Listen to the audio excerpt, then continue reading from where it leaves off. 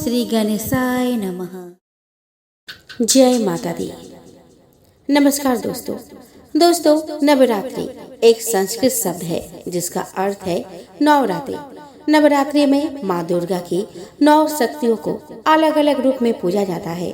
माता के प्रथम रूप को शैलपुत्री, दूसरे रूप को ब्रह्मचारिणी, तीसरे रूप को चंद्रघंटा, चौथे रूप को कुष्मांडा, पांचवें रूप को स्कंद माता, छठे रूप को कात्यायनी, सातवें रूप को कालरात्रि, आठवें रूप को महागौरी तथा 9वें रूप को सिद्धिदात्री कहा जाता है कि जब पृथ्वी पर दानव का अत्याचार बढ़ा तब माँ दुर्गा ने अपना नया रूप धारण किया।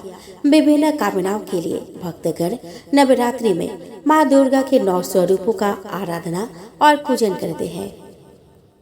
तो दोस्तों, इस वीडियो में मैं आपको सुनाने वाली हूँ माँ दुर्गा के 9 रूपों की कथा। तो चलिए दोस्तों, कथा शुरू करते हैं।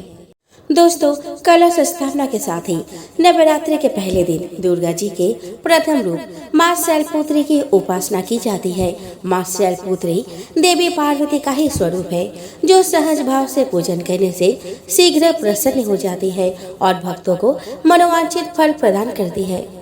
मन विचलित होता हो या आत्मबल में कमी हो तो माँ शैलपुत्री की आराधना करने से लाभ मिलता है। दोस्तों, माँ दुर्गा अपने पहले स्वरूप में शैलपुत्री के नाम से पूजी जाती है। पर्वतराज हिमालय की पुत्री होने के कारण इनका नाम शैलपुत्री पड़ा। अपने पूर्व जन्म में यह प्रजापति दक्ष की कन्या के रूप में उत्पन्न हुई थी, तब इनका नाम सती था। एक बार की बात है, जगत की सृष्टि करने वाले ब्रह्मा जी ने दक्ष प्रजापति से कहा कि पुत्र, मैं तुम्हारे कल्याण की एक बात बता रहा हूँ, उसे ध्यान पूर्वक सुनो। साक्षात भगवान शिव ने परमा पूर्णा प्रकृति की आराधना तथा उन्हें अपनी अर्धांगिनी बनाने के विचार से उनसे प्रार्थना की। आदि शक्ति जगदम्बा ने भगवान शिव की यह बात स्वीकार कर ली। अतः वे महेश्वरी कहीं न कहीं जन्म लेकर शिव को पति के रूप में अवश्य प्राप्त करेंगे। वे प्रकृति तुम्हारी पुत्री के रूप में उत्पन्न होकर शंभु की भार्या होवे। इसके लिए तुम अति कठोर तपस्या के द्वारा भक्ति पूर्वक उनसे प्रार्थना करो। वे इस लोक में भाग्य से जिसकी पुत्री के रूप में उत्पन्न होंगे उसका जीवन सफल हो जाएगा। दक्ष बोले, पिताजी, मैं आपकी आज्ञा से निश्चित रूप से वैसा ही प्रयत्न करूंगा जिससे वे साक्षात प्रकृति रूपा जगदम्बा मेरी पुत्री के रूप में जन्म ले। ब्रह्मा जी से आज्ञा लेकर दक्ष प्रजापति ने क्षीर सागर के तट पर जाकर माता जगदम्बा की प्रसन्नता के लिए 3000 वर्षों तक कठोर तपस्या की। दक्ष प्रजापति की तपस्या से प्रसन्न होकर माता जगदम्बा ने उन्हें दर्शन दिया और उनकी पुत्री के रूप में जन्म लेने का वरदान दिया। तदंतर दक्ष पत्नी प्रसूति ने शुभ दिन में एक कन्या को जन्म दिया। वह कन्या भगवती पूर्णा ही थी। वह कन्या गौर वर्ण थी और उसकी आभा करोड़ों चंद्रमा के समान उज्जवल थी। उसके खिले हुए कमल के समान बड़े बड़े नेत्र थे और उसका मुख अत्यंत सुंदर था। उस कन्या को देखकर दक्ष अत्यंत प्रसन्न हुए और उसका नाम सती रखा। वो कन्या शुक्ल पक्ष के चंद्रमा की भांति दिन प्रतिदिन बढ़ने लगी। जब दक्ष पुत्री सती थोड़ी बड़ी हुई तो पूर्व के व्रत के अनुसार भगवान शिव को पति के रूप में प्राप्त करने के लिए उनकी प्रसन्नता के निमित्त शास्त्र वर्णित विभिन्न प्रकार के व्रतों द्वारा कठिन साधना करने लगे। वे कभी निराहार रहते, कभी रात्रि जागरण करते, कभी विशेष पूजा करते तो कभी नियमित जप में लगे रहते। इस प्रकार अपनी इच्छा से मानव रूप धारण करने वाली वे देवी दृढ़ता पूर्वक उत्तम व्रत का पालन करती थी। वे भगवान शिव के ध्यान में निमग्न हो उस समय सिद्धा अवस्था में पहुंच गए थे। उनकी तपस्या से प्रसन्न और संतुष्ट होकर ब्रह्मा, विष्णु, सभी देवतागण और ऋषि मुनि एक साथ कैलाश पहुंचकर भगवान शिव की स्तुति की। उनकी स्तुति को सुनकर भगवान शिव प्रसन्न होकर बोले कि हे हरे, हे विधाता, हे देवताओं और महर्षियों, आप लोग निर्भय होकर यहाँ अपने आने का कारण बताएं। महादेव के इस प्रकार पूछने पर भगवान विष्णु की आज्ञा से ब्रह्मा जी बोले कि हे प्रभु, अभिन्न रूप होते हुए भी हम 3 रूपों में प्रकट हैं। हे सनातन देव, मैं और श्री विष्णु आपके आदेश से प्रसन्नता पूर्वक लोक की सृष्टि और पालन के कार्य कर रहे हैं तथा कार्य कारणवश विवाहित भी हो गए हैं। अतः आप भी विश्व हित के लिए तथा देवताओं को सुख पहुंचाने के लिए एक परम सुंदरी रमणी को अपने पत्नी बनाने के लिए ग्रहण करें। ब्रह्मा जी की बात सुनकर लोकेश्वर महादेव जी के मुख पर मुस्कुराहट दौड़ गई और वे बोले कि ब्राह्मण, हरे, तुम दोनों मुझे सदा ही अत्यंत प्रिय हो। तुम दोनों को देखकर मुझे बड़ा आनंद मिलता है। तुम लोग समस्त देवताओं में श्रेष्ठ तथा त्रिलोकी के स्वामी हो। लोकहित के कार्य में मन लगाए रहने वाले तुम दोनों का वचन मेरी दृष्टि में अत्यंत गौरवपूर्ण है। किंतु सूरश्रेष्ठ गण, मेरे लिए विवाह करना उचित नहीं होगा, क्योंकि मैं तपस्या में संलग्न रहकर सदा संसार से विरक्त रहता हूँ और योगी के रूप में ही मेरी प्रसिद्धि है, जो निमृति के सुंदर मार्ग पर स्थित है और अपनी आत्मा में ही रमन करता है। संसार में विवाह करना पराये बंधन से बंधना है। इसलिए मैं सत्य कहता हूँ कि विवाह के लिए मेरे मन में थोड़ी भी रुचि नहीं है।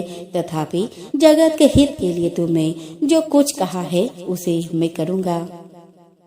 परंतु मैं जैसे नारी को अपने प्रिय पत्नी के रूप में ग्रहण करूंगा और जैसे शर्त के साथ करूंगा उसे सुनो।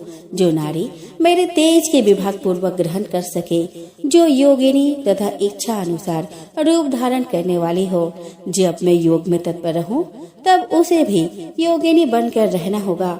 ब्राह्मण, जो मेरे ज्योति स्वरूप सदाशिव के चिंतन में विघ्न डालने वाली होगी, वह जीवित नहीं रह सकती। उसके चिंतन के लिए मैं बिना विवाह के भी रह लूंगा। ब्राह्मण, मेरी एक और शर्त है, उसे सुनो। यदि उस स्त्री का मुझ पर और मेरे वचन पर अविश्वास होगा तो मैं उसे त्याग दूंगा। उनकी यह बात सुनकर ब्राह्मण और श्री हरि ने मंद मुस्कान के साथ मन ही मन प्रसन्नता का अनुभव किया।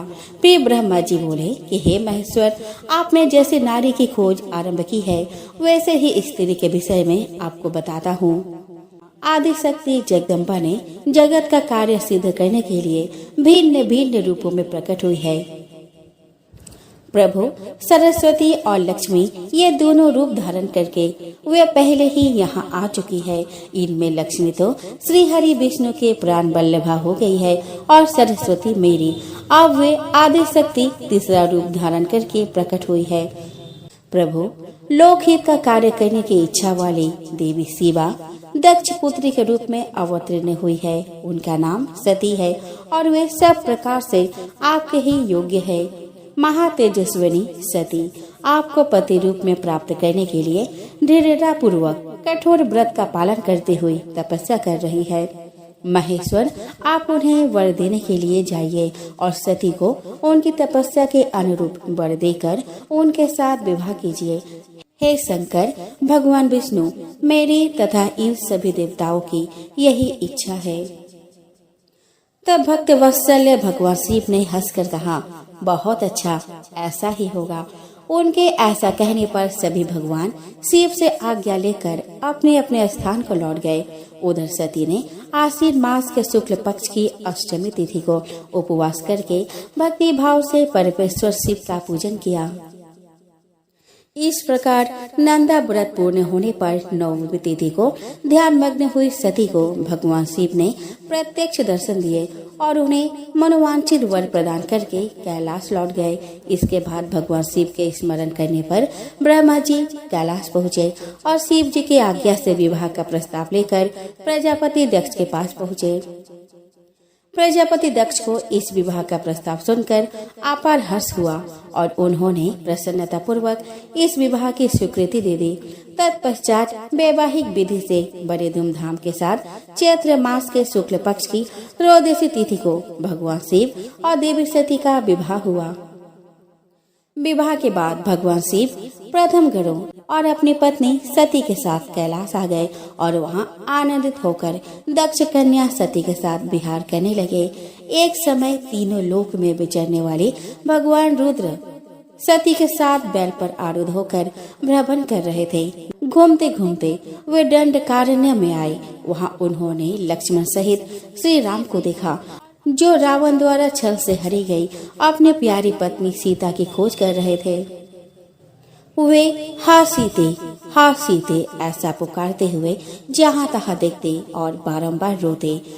उनके मन में विरह का आवेश छाया हुआ था और उनकी कांति फीकी पड़ गई थी। उस समय भगवान शंकर ने दूर से ही बड़ी प्रसन्नता के साथ उनको प्रणाम किया और दूसरी ओर चल दिए। भगवान शिव के मुंह में डालने वाली ऐसी लीला देखकर सती को बड़ा विस्मय हुआ। वे भगवान शिव से बोली कि हे नाथ, ब्रह्मा विष्णु आदि सब देवता सदा आपकी ही सेवा करते हैं। आप ही सबके द्वारा प्रणाम करने के योग्य है। वेदांत शास्त्र के द्वारा यत्न पूर्वक जानने योग्य निर्विकार परमेश्वर आप ही है। नाथ, ये दोनों पुरुष कौन है? ये दोनों धनुर्धर वीर वन में विचरते हुए बड़ी दुखी और दीन प्रतीत होते हैं। इनमें जो बड़े हैं उनकी अंग कांति नील कमल के समान श्याम है। उसे देखकर आप किस कारण से आनंद विभोर हो उठे थे? प्रभु, स्वामी अपने सेवक को प्रणाम करे, यह उचित नहीं जान पड़ता। स्वामी, आप मेरे संशय का निवारण करे। परमेश्वरी सती ने जब भगवान शिव से इस प्रकार प्रश्न किया, तब लीला विशारद शंकर जी ने हंसकर कहा, देवी सुनो, मैं तुमसे यथार्थ बात कहता हूँ। ये दोनों भाई वीरों द्वारा सम्मानित हैं। इनके नाम श्री राम और लक्ष्मण हैं। सूर्य वंश में प्रकट हुए ये दोनों राजा दशरथ के विद्वान पुत्र हैं। इनमें जो गोरे रंग के छोटे भाई है उनका नाम है लक्ष्मण। वो साक्षात शेष का अवतार है। इनके बड़े भैया का नाम श्री राम है। इनके रूप में भगवान विष्णु ही अपने संपूर्ण अंश से प्रकट हुए हैं। ये साधु पुरुषों की रक्षा के लिए इस पृथ्वी पर अवतीर्ण हुए हैं। ऐसा कहकर भगवान शिव चुप हो गए। भगवान शिव के बात सुनकर भी सती के मन को विश्वास नहीं हुआ।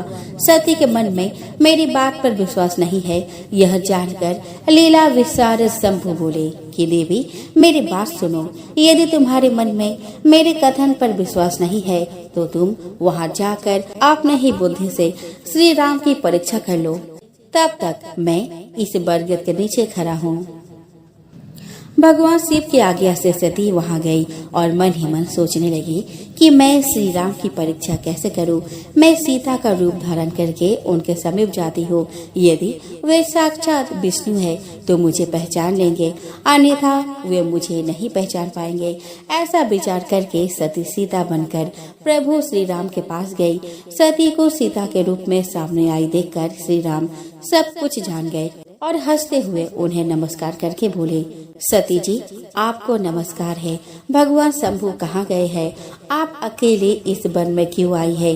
देवी, आपने अपना रूप त्याग कर यह नूतन रूप क्यों धारण किया है? मुझ पर कृपा करके इसका कारण बताइए। सती ने प्रभु श्री राम से वह सब बात बताई कि किस प्रकार भगवान शिव को प्रणाम करते देखकर उनके मन में संदेह उत्पन्न हो गया था और अपने संदेह के निवारण के लिए शिव जी की आज्ञा से श्री राम की परीक्षा लेने यहाँ चली आई। मन से संदेह मिट जाने पर माता सती उदास होकर शिव जी के पास लौटी। उनको भगवान शिव के वचनों पर विश्वास न करने का पश्चाताप होने लगा। वे शोक से व्याकुल और निस्तेज हो गए थे।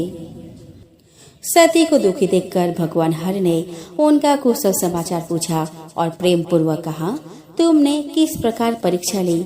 उनकी यह बात सुनकर सती मस्तक झुकाए उनके पास खड़ी हो गई। भगवान महेश्वर ने ध्यान लगाकर सती का सारा चरित्र जान लिया और उन्हें मन से त्याग दिया, पर उन्होंने सती को पूर्व में किए हुए अपने प्रतिज्ञा के विषय में कुछ नहीं बताया। इसके बाद वे दोनों कैलाश चले गए। एक समय समस्त ऋषि मुनि प्रयाग में एकत्र हुए और वहाँ एक विशाल यज्ञ हुआ।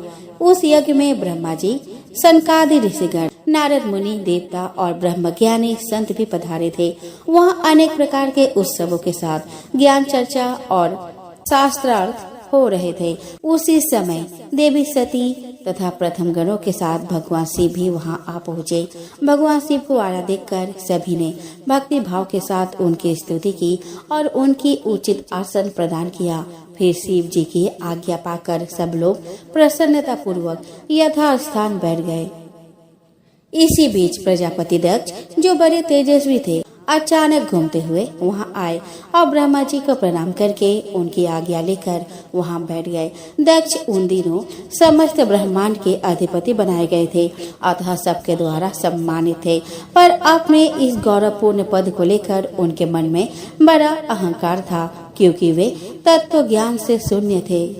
उस समय देवर्षि नारद सहित सभी ने हाथ जोड़कर दक्ष का आदर सत्कार किया, पर जो सबके स्वामी और परमेश्वर है, उन महेश्वर ने उस समय दक्ष को मस्तक नहीं झुकाया। वे अपने आसन पर बैठे ही रह गए। महादेव जी को मस्तक न झुकाए देख ब्रह्मा जी के पुत्र प्रजापति दक्ष मन ही मन अप्रसन्न हो गए। महादेव जी को मस्तक न झुकाते देख ब्रह्मा जी के पुत्र प्रजापति दक्ष मन ही मन अप्रसन्न हो गए। उन्हें रुद्र पर क्रोध आ गया। वे ज्ञान शून्य और महान अहंकारी होने के कारण महाप्रभु रुद्र को क्रूर दृष्टि से देखकर सबको सुनाते हुए उच्च स्वर में कहने लगे। दक्ष ने कहा, ये सब देवता, असुर, श्रेष्ठ ब्राह्मण और ऋषि मुझे विशेष रूप से मस्तक झुकाते हैं, परंतु वह जो प्रेतों और पिशाचों से घिरा हुआ महामनुष्य बनकर बैठा है, वह दुष्ट मनुष्य के समान क्यों मुझे प्रणाम नहीं करता। यह भूतों और पिशाचों से सेवित हो मतवाला बना फिरता है और शास्त्रीय विधि की अवहेलना करके नीति मार्ग को सदा कलंकित किया करता है। इसके वेदोक्त कर्म में लुप्त हो गए हैं, अतः मैं इसे श्राप देने को उद्यत हुआ हूँ। यह रुद्र चारों वर्णों से पृथक और कुरूप है, इसे यज्ञ से बहिष्कृत कर दिया जाए। यह शमशान में निवास करने वाला तथा उत्तम कुल से हीन है, इसीलिए यह देवताओं के साथ यज्ञ में भाग ना ले पाए। दक्ष की बात सुनकर नंदी को बड़ा रोष आया और वे दक्ष को श्राप देने के विचार से तुरंत इस प्रकार बोले। नंदीश्वर ने कहा कि अरे महामूढ़, दुष्ट बुद्धि दक्ष, तूने मेरे स्वामी महेश्वर को यज्ञ से बहिष्कृत क्यों कर दिया? जिनके स्मरण मात्र से यज्ञ सफल और तीर्थ पवित्र हो जाते हैं, उन्हीं महादेव जी को तूने श्राप कैसे दे दिया? हे ब्राह्मणों से अधम दक्ष, जिन्होंने इस जगत की सृष्टि की, जो इसका पालन करते हैं और अंत में जिनके द्वारा इसका संहार होगा, उन्हीं महेश्वर को तूने श्राप कैसे दे दिया? दुर्बुद्धि दक्ष, तुझे शिव तत्व का जरा भी ज्ञान नहीं है। यहाँ जो भी भगवान रुद्र से विमुख तुझ जैसे दुष्ट ब्राह्मण विद्यमान है, उनको मैं रुद्र तेज के प्रभाव से ही श्राप दे रहा हूँ। तुझ जैसे ब्राह्मण कर्म फल के प्रशंसक वेदवाद में फंसकर वेद के तत्व ज्ञान से शून्य हो जाए। वे ब्राह्मण सदा भोगों में तन्मय रहकर स्वर्ग को ही सबसे बड़ा पुरुषार्थ मानते हुए क्रोध, लोभ और अहंकार से युक्त हो निर्लज और भिक्षुक बने रहे। दूषित दान ग्रहण करने के कारण वे सदा नगरगामी बने रहेंगे। इस प्रकार कुपित हुए नंदी ने जब ब्राह्मणों को और दक्ष ने महादेव जी को श्राप दिया, तब वहाँ हाहाकार मच गया। सदाशिव महादेव नंदी की बात सुनकर हंसते हुए वे मधुर वाणी में बोले, नंदी, मेरी बात सुनो, तुम तो परम ज्ञानी हो, तुम्हें क्रोध नहीं करना चाहिए। तुमने भ्रम से यह समझकर कि मुझे श्राप दिया गया, व्यर्थ ही ब्राह्मण कुल को श्राप दे डाला। वास्तव में मुझे किसी का श्राप छू नहीं सकता, अतः तुम्हें उत्तेजित नहीं होना चाहिए। भगवान शंभु के इस प्रकार समझाने पर नंदी क्रोध रहित एवं शांत हो गए। इसके बाद भगवान शिव अपने गणों के साथ प्रसन्नता पूर्वक वहां से अपने स्थान को चल दिए। इधर दक्ष भी ब्राह्मणों के घिरे हुए अपने स्थान को लौट गए, पर उनका मन शिव द्रोह में तत्पर था। रुद्र को श्राप दिए जाने की घटना का स्मरण करके दक्ष सदा रोष से भरे रहते थे। उनकी बुद्धि पर मूढ़ता छा गई थी। वे शिव के प्रति श्रद्धा को त्याग कर शिव पूजकों की निंदा करने लगे। एक समय दक्ष ने कनखल नामक तीर्थ में एक बहुत बड़े यज्ञ का आयोजन किया। उस यज्ञ की दीक्षा लेकर उन्होंने उस समय समस्त देव ऋषियों, महर्षियों और देवताओं को बुलाया। वे सभी उस यज्ञ में पधारे। दूसरे बहुसंख्यक मुनि अपने स्त्री और पुत्रों के साथ लेकर हर्ष पूर्वक दक्ष के यज्ञ में सम्मिलित हुए। इनके अलावे लोकपालगण और सभी उपदेवता अपने सैन्य शक्ति के साथ वहां पधारे थे। दक्ष ने प्रार्थना करके ब्रह्मा जी को भी सत्यलोक से बुलवाया था। इसी प्रकार सादर प्रणाम करके भगवान विष्णु भी वैकुंठ लोक से उस यज्ञ में बुलाए गए थे। शिवद्रोही दक्ष ने उन सब का बड़ा सत्कार किया। विश्वकर्मा ने अत्यंत विशाल और बहुमूल्य भवन बनाए थे। दक्ष ने उन भवनों में ही सभी अतिथियों की ठहरने की व्यवस्था की थी। सभी लोग सम्मानित हो उन भवन में यथा योग्य स्थान पाकर ठहरे हुए थे। दक्ष ने उस यज्ञ में भृगु आदि ऋषियों को ऋत्विज बनाया था। संपूर्ण मधुर गणों के साथ स्वयं भगवान विष्णु उसके अधिष्ठाता थे। ब्रह्मा जी वेद त्रय की विधि बताने वाले थे। सभी दिक्पाल अपने आयुधों के साथ यज्ञ के द्वारपाल बने थे। दक्ष ने अपने उस महायज्ञ में गंधर्वों, विद्याधरों, सिद्धों, 12 आदित्य तथा नागलोक के नागों को भी आमंत्रित किया था। मंगलाचार करके जब दक्ष ने यज्ञ की दीक्षा ली तब वे अपने पत्नी के साथ बड़ी शोभा पाने लगे। इतना सब करने पर भी दुरात्मा दक्ष ने उस यज्ञ में भगवान शंभु को आमंत्रित नहीं किया। सती प्रजापति दक्ष की प्रिय पुत्री थी, तो भी शिव की पत्नी होने के कारण दोषदर्शी दक्ष ने उन्हें अपने यज्ञ में नहीं बुलाया। जब देवर्षि गण बड़े उत्साह और हर्ष के साथ दक्ष के यज्ञ में जा रहे थे, उसी समय देवी सती अपने प्रिय सखियों के साथ कैलाश पर्वत पर बैठी हंसी ठिठोली कर रही थी।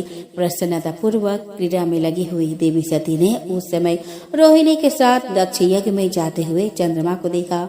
उन्हें आते देखकर माता सती अपने प्रिय सखी विजया से बोली, विजय जल्दी जाकर पूछ तो आ, ये चंद्रदेव रोहिणी के साथ कहाँ जा रहे हैं। सती के इस प्रकार आज्ञा देने पर विजया तुरंत उनके पास गई और उसने चंद्रदेव से शिष्टाचार के साथ पूछा कि चंद्रदेव आप कहाँ जा रहे हैं। विजया का प्रश्न सुनकर चंद्रदेव ने आदर पूर्वक अपनी यात्रा का उद्देश्य बताया। दक्ष के यहाँ होने वाले यज्ञ का सारा वृतांत कहा। यह सब सुनकर विजया देवी सती के पास आई और चंद्रमा ने जो कुछ कहा था वह सब सती को बताया। उसे सुनकर सती देवी को बड़ा विस्मय हुआ। अपने यहाँ सूचना न मिलने का क्या कारण है, ये बहुत सोचने विचारने पर भी उनकी समझ में नहीं आया। तब उन्होंने पार्षदों से घिरे हुए अपने स्वामी भगवान शिव के पास जाकर उनसे पूछा। सती बोली कि प्रभु, मैंने सुना है कि मेरे पिताजी के यहाँ कोई बहुत बड़ा यज्ञ हो रहा है, उसमें बहुत बड़ा उत्सव होगा। नाथ, पिताजी के उस महान यज्ञ में चलने की रुचि आपको क्यों नहीं हो रही है? इस विषय में जो बात हो वह सब बताइए। आप मेरी प्रार्थना मानकर प्रयत्न करके मेरे साथ पिताजी के यज्ञशाला में आज ही चलिए। सती की बात सुनकर भगवान शिव मधुर वाणी में बोले, देवी, तुम्हारे पिता दक्ष मेरे विशेष द्रोही हो गए हैं। जो लोग बिना बुलाए दूसरे के घर में जाते हैं वे वहाँ अनादर पाते हैं, जो मृत्यु से भी अधिक कष्टदायक है। अतः प्रिय, तुमको और मुझको तो विशेष रूप से दक्ष के यज्ञ में नहीं जाना चाहिए। शंकर जी के ऐसा कहने पर सती रोषपूर्वक बोली कि शंभु, आप सबके ईश्वर हैं, जिनके जाने से यज्ञ सफल होता है, उन्हीं को मेरे दुष्ट पिता ने आमंत्रित नहीं किया। प्रभु, मेरे पिता ने किस कारण आपको नहीं बुलाया वह सब मैं जानना चाहती हूँ। अतः मैं आज ही पिता के यज्ञ में जाती हूँ। नाथ, आप मुझे वहाँ जाने की आज्ञा दीजिए। देवी सती के ऐसा कहने पर सर्वज्ञ भगवान रुद्र ने कहा, उत्तम व्रत का पालन करने वाली देवी, यदि वहाँ जाने की तुम्हारी इच्छा है तो मेरी आज्ञा से तुम शीघ्र अपने पिता के यज्ञ में जाओ। तुम सुसज्जित नंदी वृषभ पर आरूढ़ होकर मेरे प्रथम गणों को साथ लेकर एक महारानी के समान वहाँ जाओ। भगवान रुद्र के इस प्रकार आदेश देने पर सुंदर आभूषणों से अलंकृत सती देवी सब साधनों से युक्त हो असंख्य शिव गणों के साथ नंदी पर आरूढ़ होकर पिताजी के घर की ओर चली। दक्ष कन्या सती उस स्थान पर गई जहां वह महान यज्ञ हो रहा था। सती ने वहां अपने पिता के भवन को अनेक प्रकार की आश्चर्यजनक वस्तुओं से संपन्न, उत्तम प्रभा से परिपूर्ण, मनोहर तथा देवताओं और मुनियों के समुदायों से भरा हुआ देखा। देवी सती भवन के द्वार पर जाकर खड़ी हुई और अपने वाहन नंदी से उतरकर अकेले ही शीघ्रता पूर्वक यज्ञशाला के भीतर चली गई। सती को आई देख उनके माता और बहनों ने यथोचित आदर सत्कार किया, पर दक्ष ने उन्हें देखकर भी उनका आदर नहीं किया और दक्ष के भय से दूसरे लोग भी उनके प्रति आदर का भाव न दिखा सके। पिता सहित सब लोगों के द्वारा तिरस्कार प्राप्त होने से सती को बहुत दुख हुआ, तो भी उन्होंने अपने माता पिता के चरणों में मस्तक झुकाया। उस यज्ञ में सती ने विष्णु आदि देवताओं के भाग देखे, परंतु शंभु का भाग उन्हें नहीं दिखाई दिया। तब सती ने भारी क्रोध प्रकट किया। वे अपमानित होने पर भी रोष से भरकर दक्ष से बोली, हे प्रजापति, आपने परम मंगलकारी भगवान शिव को इस यज्ञ में क्यों नहीं बुलाया, जिनके द्वारा यह संपूर्ण चराचर जगत पवित्र होता है, जो स्वयं ही यज्ञ है। उन भगवान शिव के बिना यज्ञ की सिद्धि कैसे हो सकती है? द्रव्य, मंत्र, हव्य और कव्य, ये सब जिनके स्वरूप है, उन्हीं भगवान शिव के बिना इस यज्ञ का आरंभ कैसे किया गया? क्या आपने भगवान शिव को सामान्य देवता समझकर उनका अनादर किया है? आज आपकी बुद्धि भ्रष्ट हो गई है, इसीलिए आप पिता होकर भी मुझे अधम प्रतीत हो रहे हैं। ऐसा कहने के बाद परमेश्वरी सती ने भगवान विष्णु, ब्रह्मा, इंद्र आदि सब देवताओं को तथा समस्त ऋषियों को बड़े बड़े शब्दों में फटकारा। इस प्रकार क्रोध से भरी हुई जगदम्बा सती ने वहाँ व्यथित हृदय से अनेक प्रकार की बातें कही। श्री विष्णु आदि समस्त देवता और मुनि सती की बात सुनकर चुप रह गए। अपने पुत्री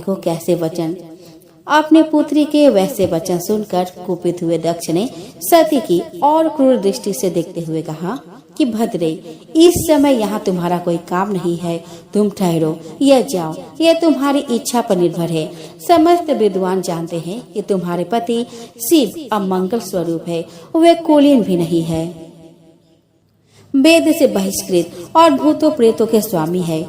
वे कुवेश धारण किए रहते हैं, इसीलिए मैंने जानबूझकर ही उनको इस यज्ञ में आमंत्रित नहीं किया है।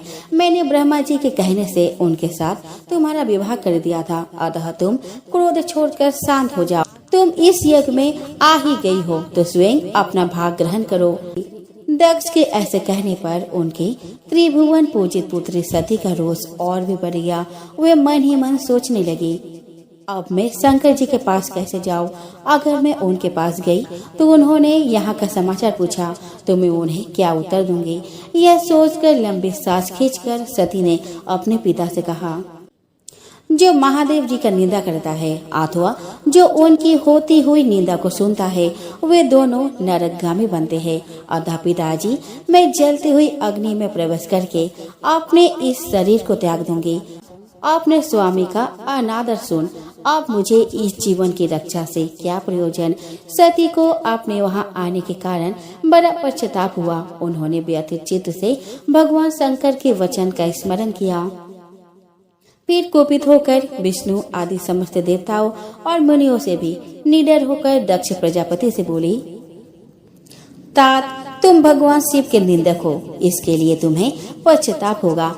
यहाँ महान दुख भोगकर अंत में तुम्हें यातना भोगनी पड़ेगी। जिस समय भगवान शिव तुम्हारे साथ मेरा संबंध दिखलाते हुए मुझे दक्ष पुत्री कहकर पुकारेंगे, उस समय मेरा मन सहसा अत्यंत दुखी हो जाएगा। इसीलिए तुम्हारे अंग से उत्पन्न हुए इस शरीर को निश्चय ही मैं त्याग दूंगी और ऐसा करके सुखी हो जाऊंगी। हे देवताओं और मुनियों, तुम सब मेरी बात सुनो।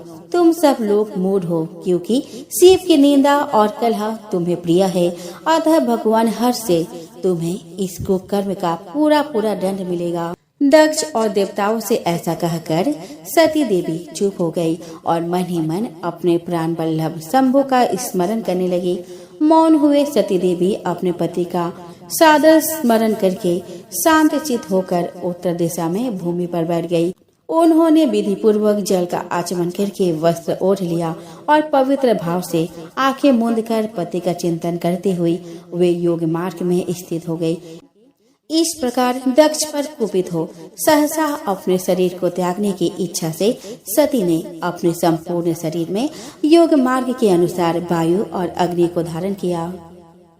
सती का निष्पाप शरीर तत्काल गिरा और उनकी इच्छा के अनुसार योगाग्नि में जलने लगी। उस समय वहां आए हुए देवता आदि ने जब यह घटना देखी तब वे बड़े जोर से हाहाकार करने लगे। सब लोग कह रहे थे कि हाय, भगवान शंकर की परम प्रेयसी सती देवी ने दक्ष के कारण अपने प्राण त्याग दिए, जो सदा ही मान पाने के योग्य थी। दक्ष के द्वारा ऐसे तिरस्कृत हुई कि प्राणों से ही हाथ धो बैठी। प्रजापति दक्ष शिवद्रोही है, इसीलिए उसे सारे संसार में महान अपयश प्राप्त होगा। जिस समय सब लोग ऐसा कह रहे थे उसी समय यज्ञ मंडप के द्वार पर खड़े शिव जी के पार्षद सती का यह अद्भुत प्राण त्याग देखकर तुरंत ही क्रोध पूर्वक अस्त्र शस्त्र लेकर दक्ष को मारने के लिए आगे बढ़े।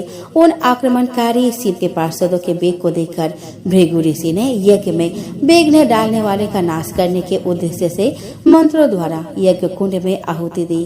भृगु के आहुति देते हुए यज्ञ कुंड में ऋभु नामक सहस्र देवता प्रकट हुए और उनके साथ प्रथम गणों का अत्यंत विकट युद्ध हुआ। उन ब्रह्म तेज संपन्न ऋभुओं के सामने प्रथम गण अधिक देर तक टिक न सके और वहां से भाग गए। यह सब देखकर सभी देवता भगवान विष्णु के पास जाकर उनसे प्रार्थना करने लगे कि किसी भी प्रकार यह विपत्ति टल जाए। प्रथम गणों के नाश होने और भगाए जाने से जो भावी परिणाम होने वाला था उसका विचार करके श्री विष्णु आदि देवता अत्यंत उद्विग्न हो उठे। मृगों के मंत्र बल से भाग जाने के कारण जो वीर शिवगण नष्ट होने से बच गए थे वे भगवान शिव के शरण में गए। उन सब ने अमित तेजस्वी भगवान रुद्र को सादर प्रणाम करके वहाँ यज्ञ में जो कुछ हुआ था वो सारी घटना उनसे कहा सुनाई। अपने पार्षदों की बात सुनकर भगवान शिव ने वहाँ की सारी घटना जानने के लिए देवर्षि नारद का स्मरण किया। भगवान शिव के स्मरण करते ही नारद मुनि वहाँ आ पहुँचे और शिव जी को प्रणाम करके खड़े हो गए। इसके बाद भगवान शिव के पूछने पर देवर्षि नारद ने उनको दक्ष यज्ञ की सारी घटना सुना दी कि किस प्रकार दक्ष के अपमानजनक शब्दों से आहत होकर देवी सती ने योगाग्नि में जलकर अपने प्राणों का अंत कर लिया। नारद मुनि की पूरी बात सुनकर महान पराक्रम से संपन्न भगवान चंद्र ने उस समय भारी क्रोध प्रकट नारद मुनि की पूरी बात सुनकर महान पराक्रम से संपन्न भगवान रुद्र ने उस समय भारी क्रोध प्रकट किया। लोक संहारक रुद्र ने अपने सिर से एक जटा उखाड़ी और उसे रोषपूर्वक एक चट्टान पर पटका। भगवान शंकर के पटकने से उस जटा के दो टुकड़े हो गए और प्रलय के समान बड़ा भयंकर शब्द प्रकट हुए। उस जटा के एक भाग से महाबली वीरभद्र प्रकट हुए जो समस्त शिवगणों के नायक है और दूसरे भाग से महाकाली उत्पन्न हुई। उन दोनों का रूप बहुत भयंकर और विकराल था। ऐसा लगता था कि युद्ध में वे दोनों मिलकर काल को भी परास्त कर देंगे। वीरभद्र ने दोनों हाथ जोड़कर परमेश्वर शिव को प्रणाम करके कहा कि हे महारुद्र, सोम, सूर्य और अग्नि को तीन नेत्रों के रूप में धारण करने वाले प्रभु, शीघ्र आज्ञा दीजिए, मुझे इस समय कौन सा कार्य करना है। ईशान, क्या मुझे आधे ही क्षण में सारे समुद्र को सुखा देना है या इतने ही समय में संपूर्ण पर्वतों को पीस डालना है। हर मैं एक ही क्षण में ब्रह्मांड को भस्म कर डालूं या समस्त देवताओं और मनुष्यों को जलाकर राख कर दूं। हे महेश्वर, आपकी कृपा से ऐसा कोई कार्य नहीं है जिसे मैं ना कर सकूं। महादेव, मैं आपको बारंबार प्रणाम करता हूँ। हे हर, अपने अभीष्ट कार्य की सिद्धि के लिए मुझे शीघ्र भेजिए। मेरे दाहिने अंग भड़क रहे हैं जो मेरी विजय का सूचक है।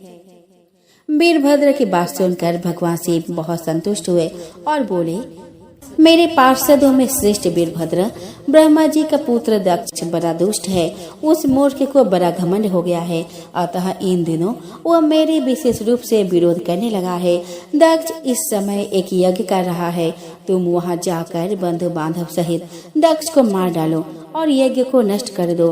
यदि देवता, गंधर्व, यक्ष अथवा अन्य कोई भी तुम्हारा सामना करने के लिए आए तो उसे भी भस्म कर डालना और उसके बाद शीघ्र मेरे स्थान पर लौट आना।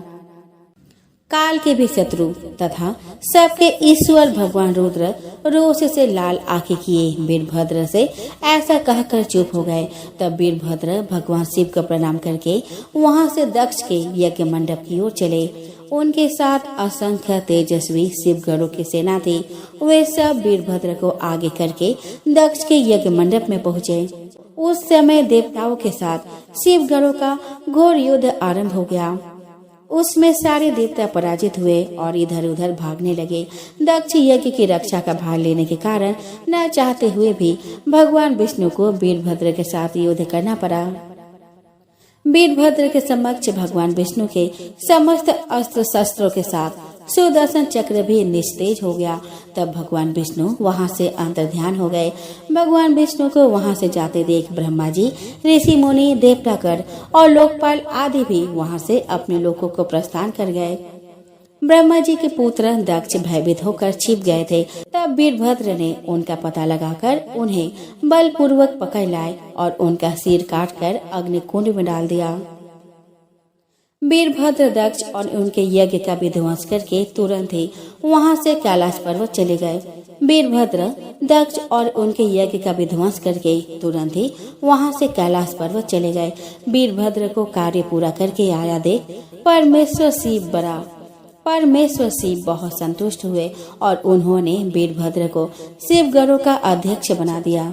भगवान रुद्र के गणों ने जिनके अंग भंग कर दिए थे वे समस्त देवता और मुनि ब्रह्मा जी के पास पहुँचे। उन सब ने ब्रह्मा जी से अपनी व्यथा कही। तब पुत्र शोक से व्याकुल ब्रह्मा जी उन सब को लेकर भगवान विष्णु की शरण में गए। वहां जाकर ब्रह्मा जी ने विष्णु भगवान की स्तुति करके कहा कि देव, जिस तरह भी यज्ञ पूर्ण हो, यजमान दक्ष जीवित हो जाए और समस्त देवता और मुनि सुखी हो जाए, वह उपाय कीजिए। हम सब आपके शरण में आए हैं। ब्रह्मा जी का बात सुनकर श्री विष्णु बोले कि हे विधाता, समस्त देवता और मुनि परमेश्वर शिव के अपराधी है, क्योंकि इन्होंने भगवान शंभु को यज्ञ का भाग नहीं दिया। अब तुम सब लोग शुद्ध हृदय से शीघ्र ही प्रसन्न होने वाले उस भगवान शिव के शरण में जाओ और उनसे अपने अपराधों के लिए क्षमा प्रार्थना करो। ब्राह्मण, मैं स्वयं भी आप सब लोगों के साथ शिव के निवास स्थान पर चलूंगा और उनसे क्षमा मांगूंगा। सब लोगों को साथ लेकर भगवान विष्णु कैलाश गए। वहां जाकर भगवान शिव का दर्शन करके विष्णु आदि सभी देवताओं और मुनियों ने हाथ जोड़कर और मस्तक झुकाकर शिव जी के चरणों में प्रणाम किया और उनके सब प्रकार से स्तुति की। ब्रह्मा, विष्णु और सभी देवताओं के प्रार्थना करने पर भगवान शिव प्रसन्न हो गए और सबको क्षमा कर दिए। भगवान विष्णु के कहने पर शंकर जी सबके साथ दक्ष के यज्ञशाला में पधारे। वहाँ भगवान शिव की आज्ञा से दक्ष के धड़ के साथ यज्ञ पशु बकरे का सिर जोड़ दिया गया और भगवान शिव ने दक्ष को फिर से जीवित कर दिया। इसके बाद भगवान शिव के आज्ञा से दक्ष ने सबके सहयोग से अपने यज्ञ को पूरा किया। यज्ञ के संपूर्ण होने पर सती के वियोग से दुखी शिव साधारण मनुष्य के समान बार बार रुदन करने लगे। यज्ञशाला में प्रवेश करके उन्होंने सती के दिव्यमान शरीर को देखा। वह शरीर भूमि पर पड़ा हुआ ऐसा प्रतीत हो रहा था जैसे सती नींद में सोई हुई हो। भगवान शिव ने सती के शरीर को गोद में उठा लिया और शोक से व्याकुल होकर विलाप करते हुए पृथ्वी पर घूमते हुए तांडव नृत्य करने लगे। भगवान शिव के अत्यंत वेगपूर्वक नृत्य करने से प्रचंड वायु बहने लगी और बड़े बड़े पर्वत वृक्षों के समान कांपने लगे। उस समय पृथ्वी को धारण करने वाले शेष और कच्छप भी अत्यंत क्षुब्ध हो गए और पृथ्वी चलायमान हो गई। तभी लोग असमय के प्रलय के भय से संत्रस्त हो गए। तब ब्रह्मा जी तथा सभी देवताओं ने भगवान विष्णु से इस संकट से रक्षा का अनुरोध किया। उनसे प्रार्थना की कि किसी भी प्रकार से भगवान शिव को शांत करे। उनके अनुरोध पर जगत का पालन करने वाले पराक्रमी भगवान विष्णु ने सुदर्शन चक्र से देवी सती के शरीर के टुकड़े करके पृथ्वी पर गिरा दिए। नाचते हुए शिव जब धरती पर पैर पटकते थे, उसी समय भगवान विष्णु चक्र चलाकर सती का शरीर काट देते थे। इस प्रकार भगवान विष्णु के सुदर्शन चक्र से माता सती के शरीर के सारे अंग कटकर अलग हो गए और वे धरातल पर 51 अलग अलग स्थानों पर गिरे। पृथ्वी पर वही स्थान 51 शक्तिपीठ के रूप में विख्यात हुई। सती के शरीर के अंग जब भूमि पर गिरे, उसी क्षण वे सभी प्राणियों के कल्याण के लिए पत्थर के रूप में परिवर्तित हो गए। भगवान विष्णु के द्वारा माता सती के शरीर के टुकड़े करने पर भगवान शिव ने स्वयं को भार रहित अनुभव किया और धैर्य धारण किया। तब नारद मुनि के प्रार्थना करने पर भगवान शिव शांत चित होकर योगरूढ़ हो गए। इन सभी 51 शक्तिपीठ में कामरूप प्रदेश कामाख्या, जहाँ माता सती के शरीर का योनि भाग गिरा था, वह सर्वोत्तम शक्तिपीठ है। उसी स्थान पर माता जगदम्बा को प्रसन्न करने के लिए भगवान शिव ने कठोर तपस्या की थी। उनको फिर से पत्नी रूप में प्राप्त करने का आग्रह किया था। भगवान शिव की तपस्या से प्रसन्न होकर माता सती ने शिव जी को अपने अष्टभुजा रूप में दर्शन दिया और उन्हें हिमालय की पुत्री पार्वती होकर जन्म लेने और फिर उनकी अर्धांगिनी बनने का वचन दिया। दोस्तों, नवरात्रि का दूसरा दिन बेहद ही खास माना जाता है। इस दिन देवी दुर्गा के ब्रह्मचारिणी स्वरूप की पूजा होती है। जिन लोगों को जीवन में सफलता नहीं मिल पा रही, उन्हें इस दिन माँ ब्रह्मचारिणी की पूजा अवश्य करनी चाहिए। माँ ब्रह्मचारिणी की पूजा से व्यक्ति के अंदर आत्मविश्वास बढ़ने लगता है। देवी ब्रह्मचारिणी को प्रेम, निष्ठा, ज्ञान और बुद्धि की देवी माना जाता है। दोस्तों, पौराणिक कथाओं के अनुसार देवी ब्रह्मचारिणी ने भगवान शिव को पति के रूप में पाने के लिए घोर तपस्या की थी। माँ ब्रह्मचारिणी की पूजा से व्यक्ति के अंदर साहस और उत्साह बढ़ता है। साथ ही वो जीवन की कठिन से कठिन परिस्थितियों का सामना करने में सक्षम हो जाता है। दोस्तों, पौराणिक कथाओं के अनुसार एक समय की बात है, भगवान शंकर सिर्फ अपनी तपस्या में ही लीन रहते थे। उधर देवी भगवान शिव से विवाह करना चाहती थी, लेकिन शंकर जी ध्यानभग्न रहने के कारण उनकी बात नहीं समझ पाते थे। तब एक दिन माता पार्वती ने कामदेव से शिव जी पर काम वासना का तीर छोड़ने को कहा। बिना सोचे समझे कामदेव ने भी भगवान शिव पर तीर भी छोड़ दिया, जिसके फलस्वरूप भगवान शिव की तपस्या भंग हो गई और भगवान कामदेव पर क्रोधित हो गए। क्रोधित होकर शिव जी ने अग्नि का रूप ले लिया। भगवान स्वयं के साथ कामदेव को भी जला दिया। यह देख नारद जी ने देवी पार्वती को सलाह दी कि उन्हें घोर तपस्या करना चाहिए। तब देवी पार्वती पहाड़ पर जाकर कई हजार सालों तक घनघोर तप करती रही। देवी तप के दौरान पत्ते आदि खाकर धूप, बारिश और शीत में भी यूं ही तप करती रही। देवी की कठोर तपस्या से भगवान शिव प्रसन्न हुए। अंततः शिव जी ने उन्हें विवाह का वचन भी दिया। दुर्गा माँ के तीसरा रूप माँ चंद्रघंटा की कहानी।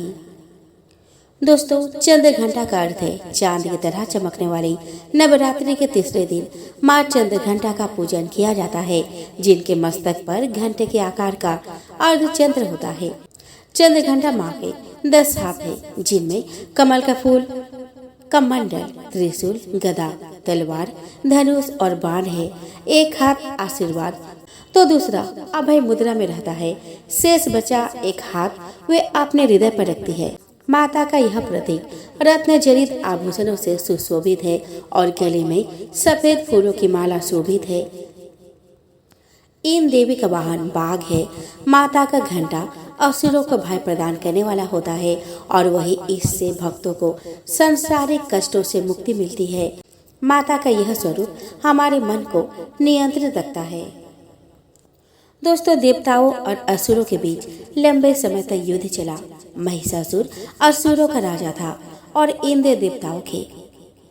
महिषासुर ने देवताओं पर विजय प्राप्त कर इंद्र का सिंहासन हासिल कर लिया और स्वर्गलोक पर राज करने लगा। इससे सभी देवतागण परेशान हो गए और इस समस्या से निकलने का उपाय जानने के लिए त्रिदेव ब्रह्मा, विष्णु और महेश के पास गए। देवताओं ने बताया कि महिषासुर ने इंद्र और अन्य देवताओं के सभी अधिकार छीन लिए हैं और उन्हें बंधक बनाकर स्वयं स्वर्गलोक का राजा बन गया है। देवताओं ने बताया कि महिषासुर के अत्याचार के कारण अब देवता पृथ्वी पर विचरण कर रहे हैं और स्वर्ग में उनके लिए स्थान नहीं है। यह सुनकर ब्रह्मा, विष्णु और भगवान शंकर को अत्यधिक क्रोध आया। क्रोध के कारण तीनों के मुख से ऊर्जा उत्पन्न हुई। देवगणों के शरीर से निकली ऊर्जा भी उस ऊर्जा में जाकर मिल गई। यह 10 दिशाओं में व्याप्त होने लगी। तभी वहाँ एक देवी का अवतरण हुआ। भगवान शंकर ने देवी को त्रिशूल और भगवान विष्णु ने चक्र प्रदान किया।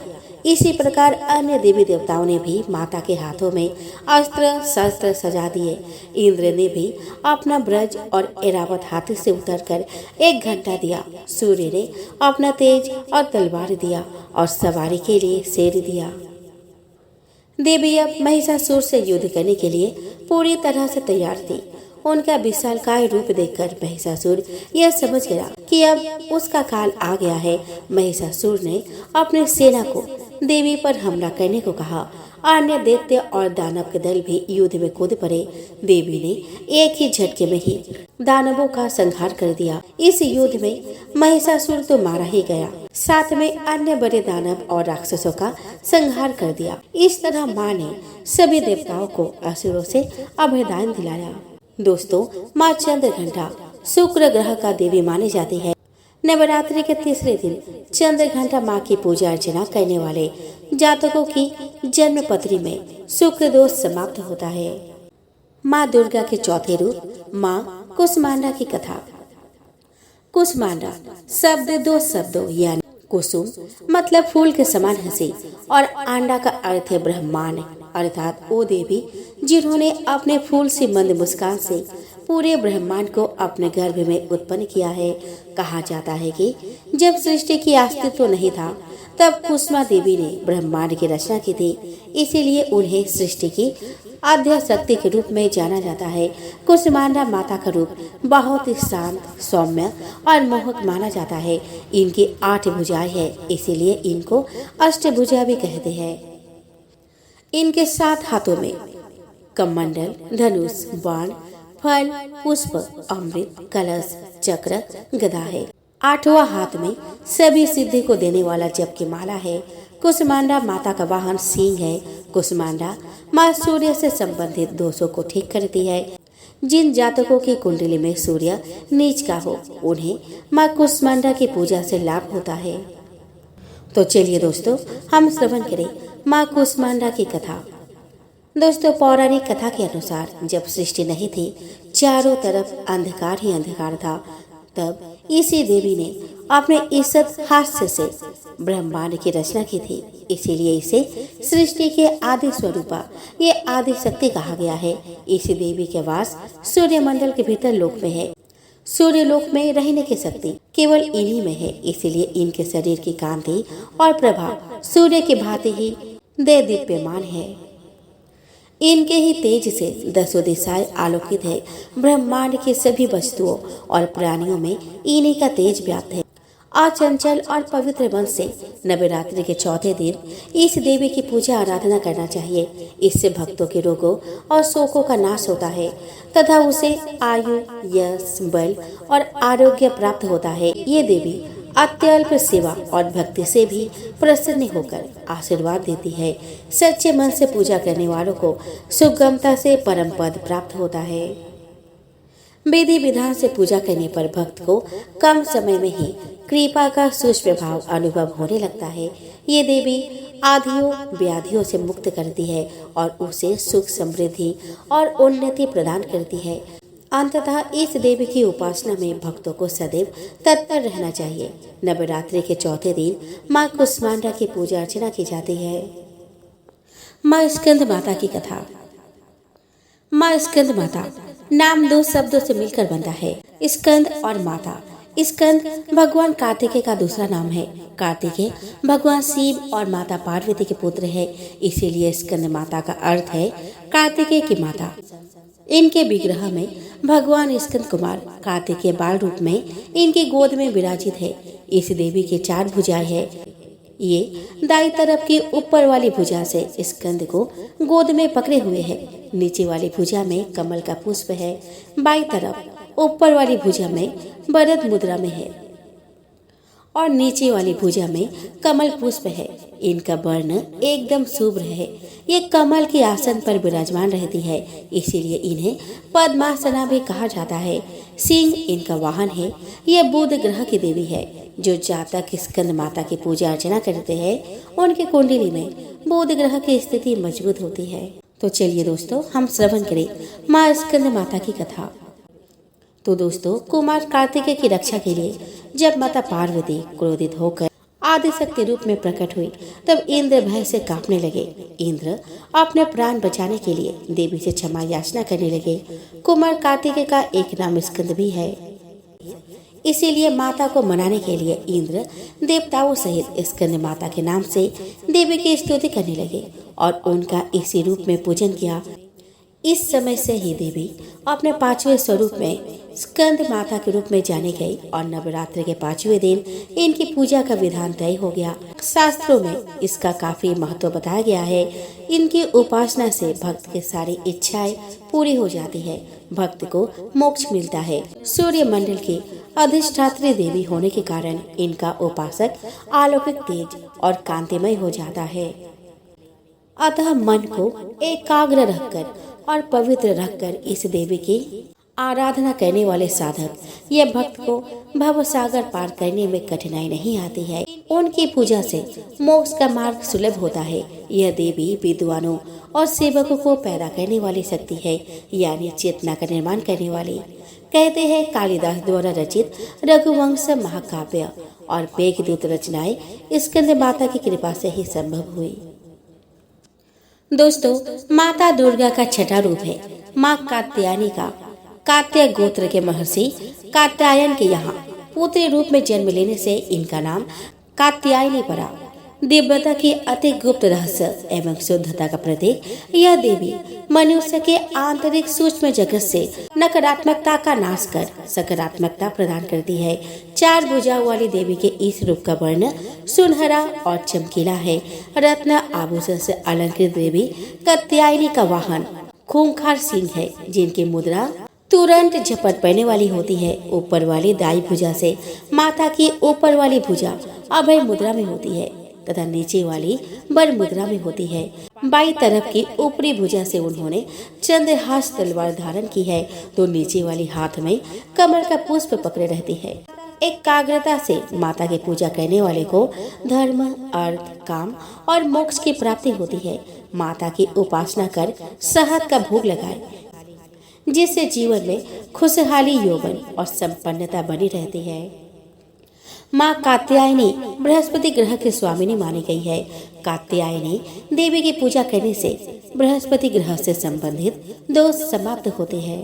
तो चलिए दोस्तों, हम श्रवण करें माँ कात्यायनी की कथा। कात्याय गोत्र में विश्व प्रसिद्ध महर्षि कात्यायन ने भगवती पारंबा की उपासना की, कठिन तपस्या की। उनकी इच्छा थी कि उन्हें पुत्री प्राप्त हो।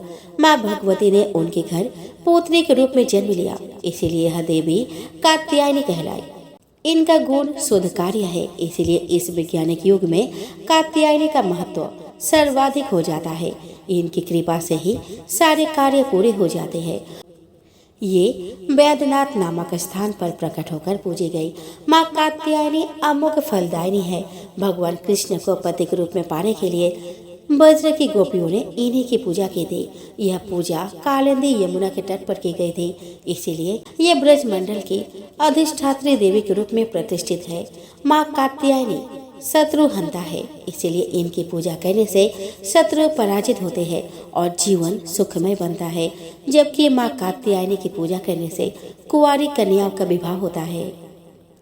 नवरात्रि के छठे दिन भक्त का मन आग्नेय चक्र पर केंद्रित होना चाहिए। अगर भक्त खुद को पूरी तरह से माँ कात्यायनी को समर्पित कर दे, तो माँ कात्यायनी उसे अपना असीम आशीर्वाद प्रदान करती है।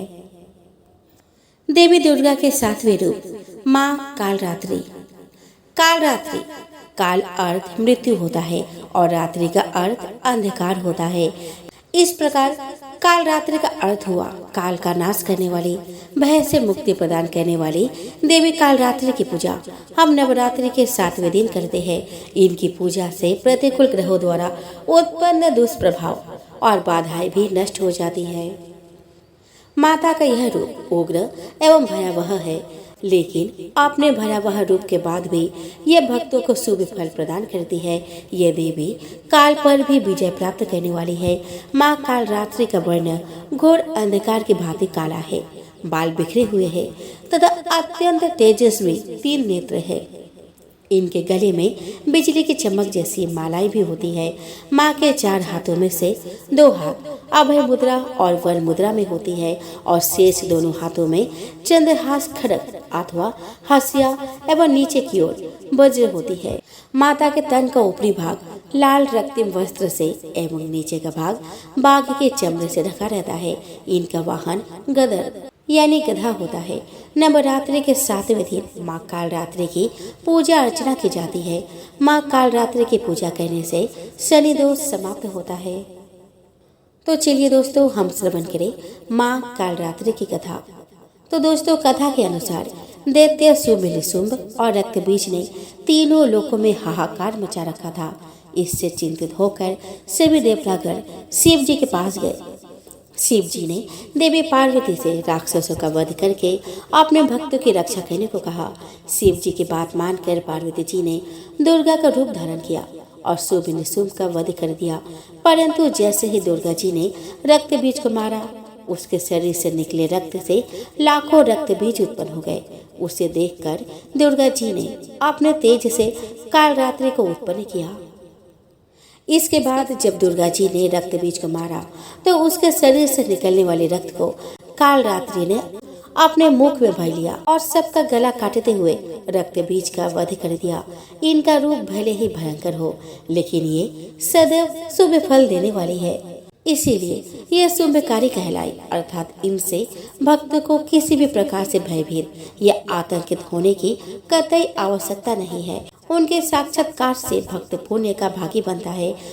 कालरात्रि की उपासना करने से ब्रह्मांड की सारी सिद्धियों के दरवाजे खुलने लगते हैं और तमाम आसुरी शक्तियां उनके नाम के उच्चारण से ही भयभीत होकर दूर भागने लगती है। इसलिए दानव, दैत्य, राक्षस और भूत प्रेत उनके स्मरण से ही भाग जाते हैं। अंधकारमय स्थितियों का विनाश करने वाली शक्ति है कालरात्रि। काल से भी रक्षा करने वाली यह शक्ति है। यह ग्रह बाधाओं को भी दूर करती है और अग्नि, जल, जंतु, शत्रु और रात्रि भय दूर हो जाते हैं। इनकी कृपा से भक्त हर तरह से भय से मुक्त हो जाते हैं। दोस्तों, नवरात्रि में 8वें दिन महागौरी शक्ति की पूजा की जाती है। नाम से प्रकट है कि इनका रूप पूर्णतः गौर वर्ण है। इनकी उपमा शंख, चंद्र और कुंद के फूल से की गई है। अमोघ फलदायिनी है माँ महागौरी। अष्टवर्षा भवृद्ध गौरी यानी इनकी आयु 8 साल की मानी गई है। इनके सभी आभूषण और वस्त्र सफेद है, इसीलिए उन्हें श्वेतांबर धरा कहा गया है। 4 भुजाएं है और वाहन वृषभ है, इसीलिए वृषारूढ़ भी कहा गया है इनको। इनके ऊपर वाला दाहिना हाथ अभय मुद्रा में है और नीचे वाला हाथ त्रिशूल धारण किया हुआ है। ऊपर वाले बाएं हाथ में डमरू धारण कर रखा है और नीचे वाला हाथ वर मुद्रा में है। जो जातक नवरात्रि के 8वें दिन माँ गौरी की पूजा अर्चना करते हैं, उनकी जन्मपत्री का राहु दोष समाप्त हो जाता है। चलिए दोस्तों, अब हम श्रवण करें महागौरी की कथा। दोस्तों, इनकी पूरी मुद्रा बहुत शांत है। पति रूप में शिव को प्राप्त करने के लिए महागौरी ने कठोर तपस्या की थी। इसी वजह से इनका शरीर काला पड़ गया, लेकिन तपस्या से प्रसन्न होकर भगवान शिव ने इनके शरीर को गंगा के पवित्र जल से धोकर कांतिमय बना दिया। इनका रूप गौर वर्ण का हो गया, इसीलिए ये महागौरी कहलाई। ये अमोघ फलदायिनी है और इनकी पूजा से भक्तों के तमाम कलमश दूर हो जाते हैं। पूर्व संचित पाप भी नष्ट हो जाते हैं। महागौरी का पूजन, अर्चन, उपासना, आराधना कल्याणकारी है। इनकी कृपा से अलौकिक सिद्धियां भी प्राप्त होती है। नवरात्रि के 8वें दिन माँ महागौरी की पूजा करने का प्रचलन है। माँ महागौरी राहु की स्वामिनी मानी जाती है। जो जातक नवरात्रि के 8वें दिन माँ महागौरी की पूजा अर्चना करते हैं, उनकी जन्मपत्री का राहु दोष समाप्त हो जाता है। सिद्धिदात्री, इसका अर्थ है सर्व सिद्धि देने वाली। माँ दुर्गा जी के 9वीं शक्ति को सिद्धिदात्री माता के रूप में पूजा जाता है। नवरात्रि के अंतिम दिन देवी सिद्धिदात्री की पूजा होती है। यह देवी सभी सिद्धियों को प्रदान करने वाली है। पुराणों में यहाँ तक बताया गया है कि भगवान शिव को भी अपनी सिद्धियाँ इन देवी की पूजा से ही प्राप्त हुई थी। सिद्धिदात्री माता के कारण ही अर्धनारीश्वर का जन्म हुआ। इनका वाहन सिंह है। चतुर्भुज देवी के दाएं ओर के ऊपर वाली हाथ में गदा और नीचे वाली हाथ में चक्र रहता है। बाएं और ऊपर वाले हाथ में कमल का पुष्प एवं नीचे वाले हाथ में शंख रहता है। नवमी के दिन इनकी पूजा उपासना कर कन्या पूजन करना चाहिए, जिससे देवी सबसे अधिक प्रसन्न होती है। इनकी पूजा कर हलवा, चना, पूरी, खीर आदि का भोग लगाए। जो जातक नवमी के दिन माँ सिद्धिदात्री की पूजा अर्चना करते हैं, उनके जीवन में केतु का दोष हट जाता है। मार्कंडेय पुराण के अनुसार 8 सिद्धियां इस प्रकार है: अणिमा, महिमा, गरिमा, लघिमा, प्राप्ति, प्रकाम्य, ईशित्व और वसित्व।